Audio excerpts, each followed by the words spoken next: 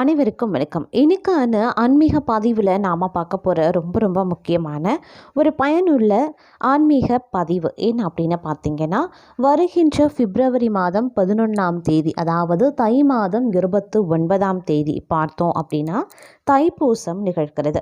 100 ஆண்டுக்கு பிறகு வரக்கூடிய இந்த தைப்பூசம் அப்படிங்கிறது ரொம்ப விசேஷமான ஒன்று அப்படின்னு சொல்லலாம்.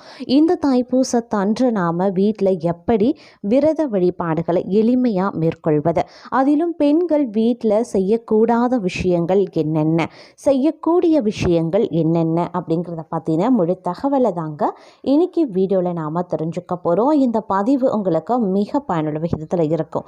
ஸோ வீடியோவை ஸ்கிப் பண்ணாமல் கடைசி வரைக்கும் பாருங்கள். வீடியோக்குள்ளே போகிறதுக்கு முன்னாடி இது வரைக்கும் நீங்கள் நம்ம சேனலை சப்ஸ்கிரைப் பண்ணல அப்படின்னா உடனே சப்ஸ்கிரைப் பண்ணிக்கோங்க.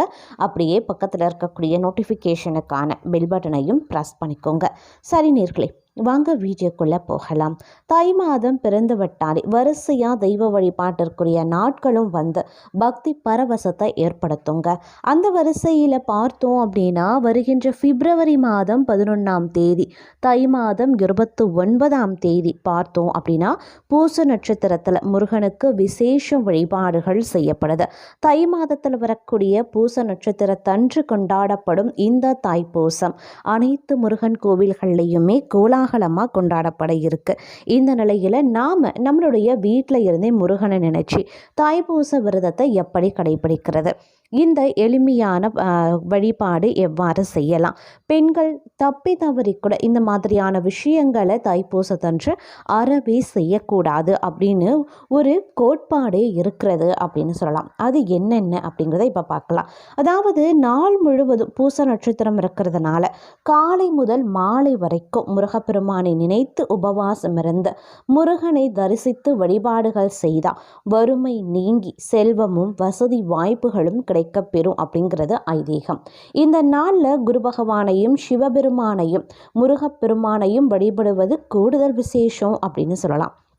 அது மட்டும் இல்லாமல் இறைவன் ஒளி வடிவில் இருக்கிறாரு அப்படிங்கிறத உணர்த்திய மற்றும் மக்களுடைய பசி தீர்க்க இன்றும் அவர் பெயரில் அன்னதானம் நடந்து கொண்டிருக்கக்கூடிய ஜீவ ஜோதியில் 2 கலந்து வள்ளலார் பெருமானையும் தைப்பூசத்தில் வணங்குபவர்களுக்கு அவர் பெயரை சொல்லி உங்களால் முடிந்த அளவிற்கு அன்னதானம் செய்யறதோ நோயற்ற வறுமை இல்லாத ஆரோக்கியமான வாழ்வை வழங்குங்க.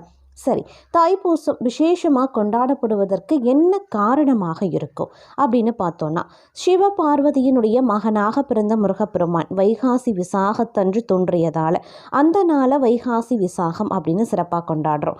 ஆறுமுகனாக பிறந்த முருகன் 6 ரூபங்களையும் ஒரே ரூபமாக்கிய கார்த்திகை திருநாள் கார்த்திகை தீபம் அப்படின்னு விசேஷமாக கொண்டாடப்படுது.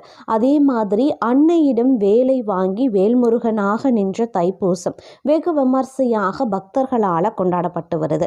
ஐப்பசி சஷ்டியில் அந்த வேலை கொண்டு அசுரர்களை அழித்தார். இதனால் வேல் வழிபாடு செய்கிறது நம்மளுடைய துன்பங்கள் எல்லாம் நீங்கி எதிர்மறை ஆற்றல்கள் ஒழிந்து நல்வாழ்வு கிடைக்க செய்யும் அப்படின்னு நம்பப்படுது. வள்ளிய திருமணம் புரிந்து பங்குனி உத்திரமும் முருகப்பெருமானுக்கு விசேஷமான நாள் தான். பார்வதி தேவியிடம் முருகன் வேல் வாங்கிய நாள் தாங்க தைப்பூசம். இந்த நாளில் கோவில்களுக்கு சென்று காவடி எடுக்கிறதும் பால் குடம் தூக்குறதும் தீ மிதிக்கிறதும் வேல் வழிபாடு செய்கிறது அப்படின்னு பக்தர்களின் அலை மோதல் அதிகமாகவே இருக்கும். அதிலும் இவ்வருடம் இருக்கக்கூடிய சூழ்நிலையில் நாம் வீட்டிலேயே எளிதாக இந்த விரதத்தையும் நாம் கடைபிடிக்கலாம். அன்று அதிகாலை, அதாவது தைப்பூசத்தன்று அதிகாலையில் எழுந்து நீராடி திருநீறு பூசிக்கொள்ளுங்க.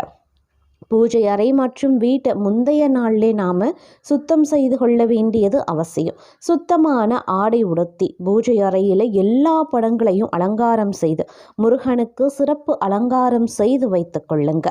வேல் அப்படிங்கிறது முருகனுடைய அம்சமாகவே பாவிக்கப்படுறதுனால வேல் வைத்திருக்கிறவங்க கட்டாயம் வேல் வழிபாடு செய்ய வேண்டியது அவசியம்.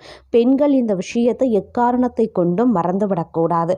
பெண்கள் வீட்டில் வேல் இருக்கிறது அப்படி அப்படின்னா அந்த வேலுக்கு நீங்கள் கட்டாயமாக வழிபாடு செஞ்சதே ஆக வேண்டும் இந்த தைப்பூசத்தன்று. மறந்து நீங்கள் விட்டுட்டீங்க அப்படின்னா உங்களுக்கு அது துன்பத்தை ஏற்படுத்தலாம். அதே மாதிரி வீட்டில் பஞ்சலோக வேல் வைத்திருப்பது வீட்டிற்கு காவல் தெய்வமாக அமையும் அப்படிங்கிறதையும் தெரிந்து கொள்ளுங்க. இல்லாதவங்க முருகனுடைய பிரசித்தி பெற்ற கோவிலுக்கு செல்லும் பொழுது இதனை வாங்கி வைத்து கொள்ளுங்க, ரொம்ப நல்லது அப்படின்னு சொல்லலாம். அதே மாதிரி வேல் வைத்திருக்கிறவங்க அதனை கங்கை நீர் இருந்தால் கங்கை நீரால் அபிஷேகம் செய்து கொள்ளலாம். அப்படி இல்லைங்கிற பட்சத்தில் சாதாரண தண்ணீரால் அபிஷேகம் செய்து கொண்டு பின்னர் காய்ச்சப்பட்ட சுத்தமான பசும்பால் கொண்டு அபிஷேகம் செய்யணுங்க. அதே மாதிரி அபிஷேகம் செய்துவிட்டு அதுக்கப்புறம் பன்னீர் கொண்டு சுத்தம் செய்துவிட்டு செம்பு, பித்தளை அப்படி இல்லைன்னா வெள்ளி கிண்ணத்தில் ஏதாவது ஒன்றில் பச்சரிசியை நிரப்பி அதில் மலர்களை அலங்காரம் செய்து நடுவில் இந்த வேலை சொருகி வைங்க. வேலிற்கும் மஞ்சள் குங்குமம் 2 புறமும் இட்டுக்கொள்ள வேண்டியது அவசியமான ஒன்று. அதற்கு பிறகு முருகப்பெருமானுக்கு பிடித்த நைவேத்தியங்கள் படைத்து தீப தூப ஆராதனைகள் காண்பிக்கப்பட வேண்டும். அன்றைய நாள் முழுவதும் ஓம் சரவண பவ அப்படின்னு நீங்கள் உச்சரிக்கலாம். முருகனுடைய பக்தி பாடல்களை பாடி பூஜையை செய்யலாம். நாள் முழுவதும் உபவாசம் இருக்க முடியாதவங்க பால் மற்றும் பழம் அது மட்டுமே எடுத்துக்கொள்ளலாம். உபவாசம் இருக்கிறவங்க மாலையில் பூஜையை முடிச்சதுக்கு அப்புறமா முருகன் கோவிலுக்கு சென்று முருகனை தரிசனம் செய்துவிட்டு விரதத்தை முடித்து கொள்ள வேண்டியது அவசியம். தைப்பூச விரதம் இருக்கிறவங்க கேட்ட வரம் எல்லாம் கிடைக்கும் அப்படிங்கிறது ஐதீகங்க. அதே மாதிரி ஆரோக்கியமான திடகாத்திரமான உடல் உண்டாக பெறும். நினைத்த காரியங்கள் கைகூடும். தைப்பூச திருநாளன்று நல்ல காரியங்கள் எதுவானாலும் துவங்க சிறந்த பலனை கொடுக்கும் அப்படிங்கிறதையும் மனதில் நிறுத்தி கொள்ளுங்க. அதே மாதிரி இந்த தைப்பூச தினத்தன்று பார்த்தோம் அப்படின்னா நாம் முருகப்பெருமானுக்கு விரதங்கள் மேற்கொள்கிறோம். அதே சமயம் இந்த விரதத்தின் போது நாம் சில தவறுகளையும் செய்வோம். அது என்னென்ன, அந்த தவறுகள் செய்கிறதன் மூலமாக நம்மளுடைய வாழ்க்கையில் மிகப்பெரிய துன்பம் ஏற்படுவதற்கான வாய்ப்பும் இருக்கப்படுகிறதுங்க. அதனால் அது என்ன அப்படின்றத பார்த்துக்குவோம். தைப்பூசத்தை பொறுத்த வரைக்கும் 48 நாள் விரதம் இருக்கிறவங்க முருகப்பெருமானுக்கு மாலை அணிந்து விரதம் இருக்க வேண்டியது அவசியம். அப்படி இல்லைங்கிற பட்சத்தில் 21 நாள் விரதம் இருக்க விரும்புகிறவங்க அவரவர் விருப்பப்படி மாலை அணிந்து விரதம் இருக்கலாம். அப்படி இல்லை மாலை அணியாமல் 21 நாள் தைப்பூசம் விரதத்தையும் நாம் கடைபிடிக்கலாம். 21 நாள் மாலை போட்டு விரதம் இருக்கிறவங்க அருகில் இருக்கக்கூடிய முருகன் கோவிலில் அதிகாலையில் கோவில் சன்னதியில் மாலை அணிந்து விரதத்தை துவங்கணுங்க. சபரிமலை ஐயப்பனுக்கு விரதம் இருப்பது போலவே மாலை அணிந்து விரதம் இருப்பவர்கள் விரதத்தை கடைபிடிக்க வேண்டியது முக்கியமான ஒன்று. அதிலும் செய்யக்கூடாத விஷயங்கள் என்ன அப்படின்னு பார்த்தீங்கன்னா எக்காரணத்தை கொண்டும் செருப்பு அணியக்கூடாது. நீங்கள் பெண்களாக இருந்தாலும் சரி ஆண்களாக இருந்தாலும் சரி எக்காரணத்தை கொண்டும் செருப்பு அணியக்கூடாது. தினமும் நீங்கள் தலைக்கு குளிக்க வேண்டியது அவசியம். எளிமையான உணவுகளை மட்டும்தான் நீங்கள் சாப்பிடணும். மாலை அணியாமல் விரதம் இருக்கீங்க அப்படின்னா அசைவத்தை தவிர்த்து கொள்ளுங்க. 21 நாட்களுக்கு ஒரு வேளை அப்படி இல்லைன்னா 2 வேளை உணவு உண்டு நீங்கள் உங்களுடைய விரதத்தை கடைபிடிக்கலாம். அன்றாடம் செய்யக்கூடிய வேலைகளை நீங்கள் தாராளமாக செய்து கொள்ளலாம். அதே மாதிரி சூரிய உதயத்திற்கு முன்பாகவே நீங்கள் குளிக்க வேண்டியது அவசியம். பூஜை அறையில் விளக்கேற்றி காலை 6 மணி அளவில் முருகப்பெருமானுக்கு உகந்த கவசங்களை அப்படி இல்லைன்னா பாடல்களை படிக்கணும். தினமும் பார்த்திங்கன்னா பூ, கல்கண்டு, திராட்சை, பழங்கள், பாயாசம் அப்படி இல்லைன்னா ஏதேனும் ஒரு நெய்வேத்தியம் வைக்க வேண்டியதும் முக்கியமான ஒன்று. காலை நேரத்தில் கவசங்களையும் பாடங்களையும் முழுதாக படிக்க முடியலை அப்படின்னாலும் கூட 4 வரிகளையாவது பிரயாணம் செய்வது ரொம்ப நல்லதுங்க.